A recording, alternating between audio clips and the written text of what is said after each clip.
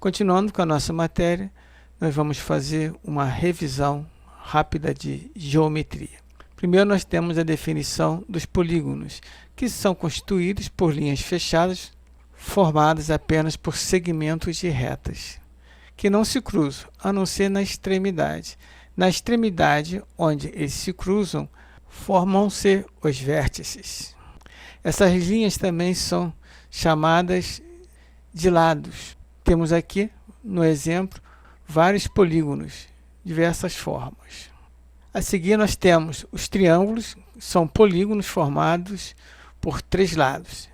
Os triângulos são classificados considerando os seus lados e considerando os seus ângulos internos. Considerando seus lados, ele tem a classificação de triângulo equilátero, triângulo isósceles e triângulo escaleno. Temos aqui o triângulo equilátero, o triângulo isósceles e o triângulo escaleno. O que muda um triângulo em relação ao outro nessa classificação são justamente os seus lados. Temos aqui o triângulo equilátero, onde podemos observar os três lados são iguais. Aqui no lado podemos observar um traço, sendo que nos outros lados também tem o mesmo traço. Isso significa que o triângulo tem os três lados iguais, com o mesmo comprimento. Significa que o triângulo é um triângulo equilátero. No triângulo a seguir, nós temos o triângulo isósceles, onde ele tem dois lados iguais e um lado diferente. Dois lados iguais. Os dois lados têm a marcação de um traço. E um lado diferente, onde ele tem dois traços. Dois lados iguais e um diferente é característica do triângulo isósceles. E temos o triângulo escaleno. O escaleno é o triângulo onde todos os lados são diferentes. Esse lado aqui tem um tracinho, esse outro lado dois tracinhos e aqui na horizontal três tracinhos.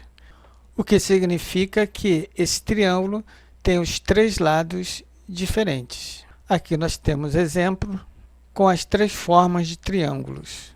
No triângulo equilátero, o triângulo tem os lados iguais e medem 5 centímetros. No triângulo isósceles, ele tem dois lados iguais a 6 centímetros e um lado diferente que mede 4 centímetros.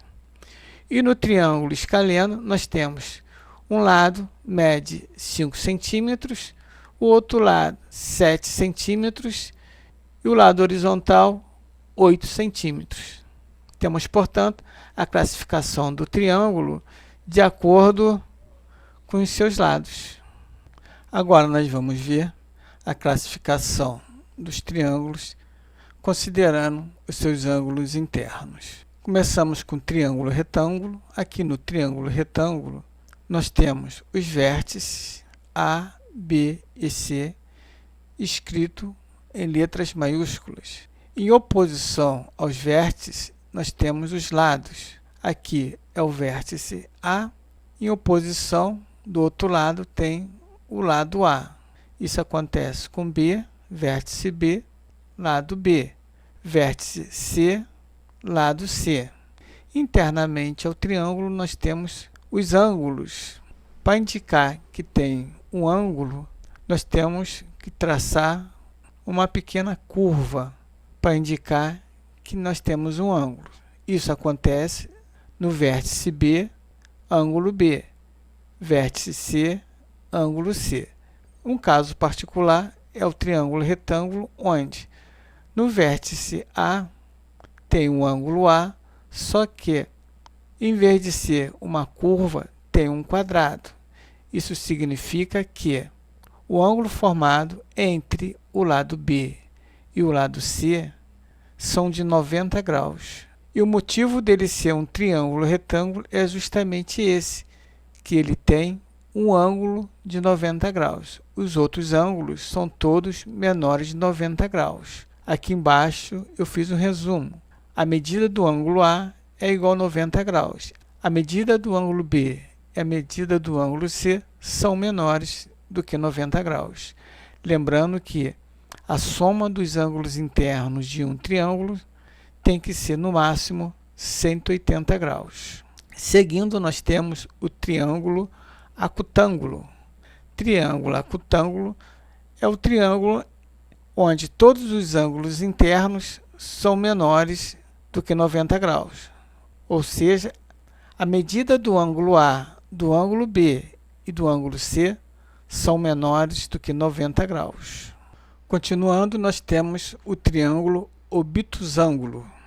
Nesse triângulo, um dos ângulos é maior do que 90 graus e menor do que 180 graus. Ou seja, é um ângulo obtuso, o que significa um ângulo maior do que 90 graus. E os outros ângulos são menores que 90 graus. Temos aqui o nosso vértice A, o ângulo A, no vértice C, o ângulo C. Os dois ângulos nesse triângulo são menores do que 90 graus. Aqui no vértice B, o ângulo B, ele é menor do que 180 graus. Resumindo, nós temos que a medida do ângulo A e do ângulo B são menores do que 90 graus. E a medida do ângulo C é menor do que 180 graus. Mais uma vez, lembrando que a soma dos ângulos internos de um triângulo deve ser igual a 180 graus. Nesse primeiro momento do nosso curso, nós vamos utilizar o triângulo retângulo.